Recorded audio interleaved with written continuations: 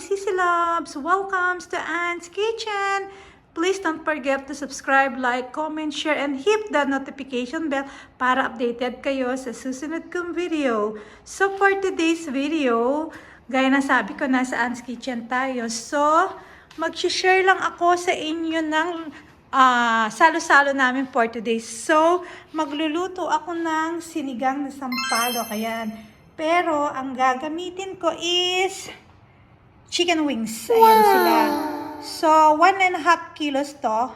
Tapos, meron din tayo ditong gulay. So, ayan na yung mga gulay ko. Siyempre, may okra. Ayan. And then, siyempre, meron tayong onion. Meron tayong garlic paste at saka ginger paste.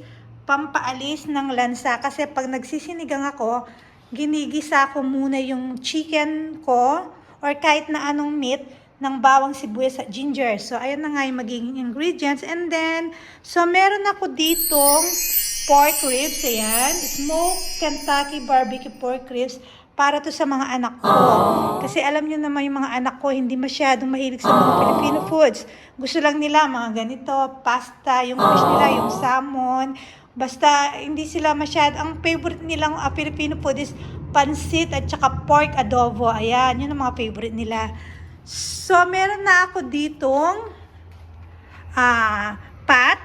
Nalagyan ko na rin siya ng cooking oil. Alam ko naman mga sisilab, lahat ay ang ingay. Lahat marunong magluto ng sinigang mix. Pero para lang ma-content, di ba? Sayang din yung araw.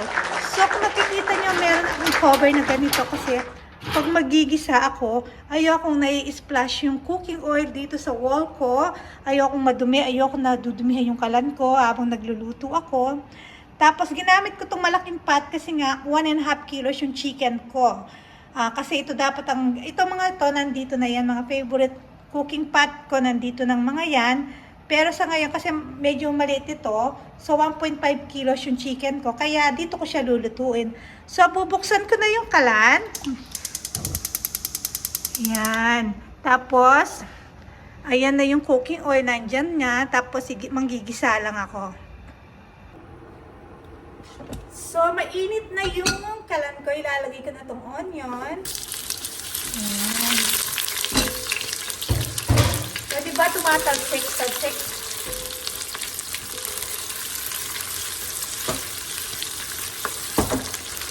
Tapos, maglalagay tayo ng garlic paste. Alam ko naman, lahat marunong magluto nito. Para lang ma-content ko. Yan. Tapos, maglalagay tayo ng ginger. Diba, tumatalsik? Kaya, gusto ko talaga may cover.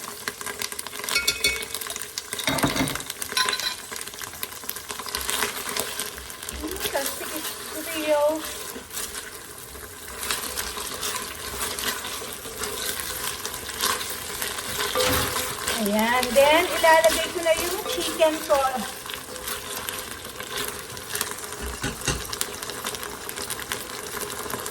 So, ayun na yung chicken ko. Malinis na to, ha? Ayan.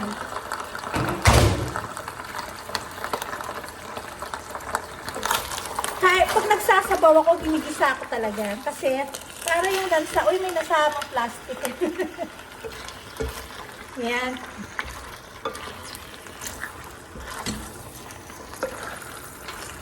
Tapos, lalagyan ko ng patis.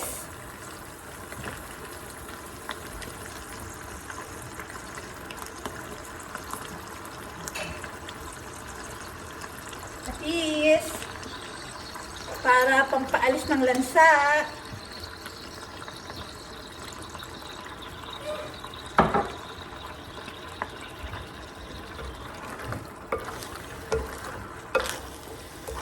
Paka-mix lang natin. Ganun din ba kayo mga sissy loves? Kapag nagluluto kayo kahit na sabaw, ginigisa nyo rin ba? Ako kasi ganyan ako. Basta kahit sabaw siya, igigisa ko talaga siya ng bawang, sibuyas at saka ginger talaga. So ayan na siya. Na-mix ko na. Tapos tatakpan ko muna siya. Ayan. So, pwede nang tanggalin itong cover niya kasi tapos na yung talsik-talsik. So, hintayin lang natin siyang mag-brown lahat ng mga chicken niya. Diyan lang kayo.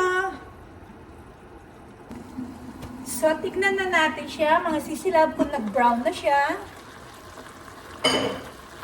So, ayan. Nag-brown na siya. Pag ganito kasi nag-brown na siya, so, nawawala na yung lansa niya, di ba? Yun. So, pwede na siyang lagyan ng water. Ganito yung gusto ko, yung lumalabas yung dugo niya talaga para talagang mawala yung lansa. Dali, pakamix ko muna yung mga spices niya, yung ginger, garlic, at onion. Yan. Yan, ganito yung gusto ko sa chicken ko, yung brown na siya. So, lalagyan ko ulit siya ng konting patis para sigurado walang lansa.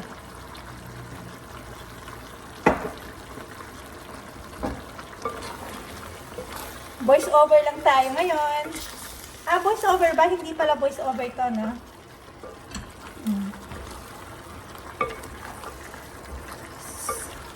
Ayan. So, kumapit na yung, yung bawang, garlic talaga.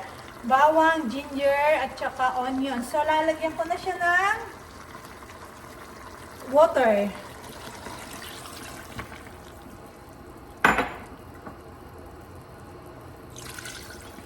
Ayan. So, isa pang water.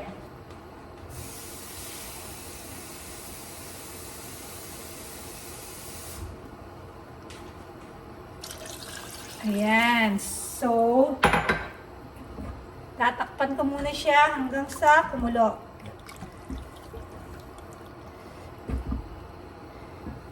Takpan muna natin siya ulit. At balikan ko kayo ulit. So, ayan. Kumulo na siya. So, ilalagay ko na yung dalawang pangsigang mix ko. Ayan. Dalawa to. Kasi gusto ng asawa ko yung maasim talaga. Kasing asim ng mga kilikili, kung sino man ang maasim ang kilikili. Hindi naman maasim ang kilikili ko. Hindi rin maasim ang kilikili ng asawa ko. Joke lang. So, ayan. Ay, naku, ang sarap niya, oh. Masarap kasi to tag-ulan dahil tag-ulan sa amin. So masarap ang ganitong mga sabaw-sabaw. Ayan. Tikman natin. Ang asim! Tapos alam niyo ba, lalagyan ko siya ng wag na lang, baka hindi sumarap. Lalagyan ko sana siya ng konting spice. Pero wag na lang. Yan, di ko na nalasahan talaga yung niya, yung lansa. Yan, so tatakpan ko siya ulit. And then, ilalagay ko yung veggie pag medyo kumulo na siya ng konti. Pakapitin lang natin yung sinigang. Ayan, kumukulo na siya ng konti. Ilalagay ko na yung gulay. So, ilalagay ko muna itong mga tawag dito, okra. Maraming okra kasi gustong-gusto ko yung maraming veggie. Alam nyo kasi yung mga anak ko, hindi sila mahilig sa ganitong ulam, yung mga may sabaw-sabaw. Di ba tayong Pilipino, ang gustong-gusto natin yung masabaw, tapos yung kanin natin, inuhulog, ginagawa natin dagat pag may sabaw. Pero mga anak ko kasi, hindi kasi nila hilig yung ganyan, yung may sabaw, ganyan. So, ayan na siya. Tapos, pag medyo malambot na, so, ilalagay ko tong last na leafy gulay ko. Para hindi siya masyadong nasisira. Ayan. So, takpan ulit natin siya. Palambutin ko lang muna ng konti yung okra. Balikan ko kayo ulit na naman. So, ayan, mga sisilabs, kumukulo na siya. Oh, yan. Ang sarap. Gustong-gusto to ng asawa ko. Tapos, papatayin ko na siya. At saka ko ilalagay itong gulay. Kasi pagdating ng asawa ko, iinitin ko pa kasi ito eh. So dapat yung gulay, hindi yung masyadong, anong tawag doon? Yung hindi masyadong sobrang babad sa tubig. Yung latapat tawag doon, hindi ko alam kung anong tawag doon na. Pero pinatay ko na yung kalan ko. Yan. Meron pa palang dalawang ano dito. Okay lang. Baon natin.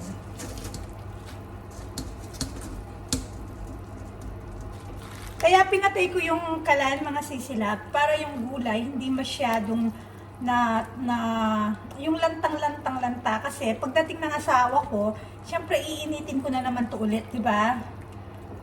Para yung okra hindi masyadong sobrang lambot. Ayan na. So,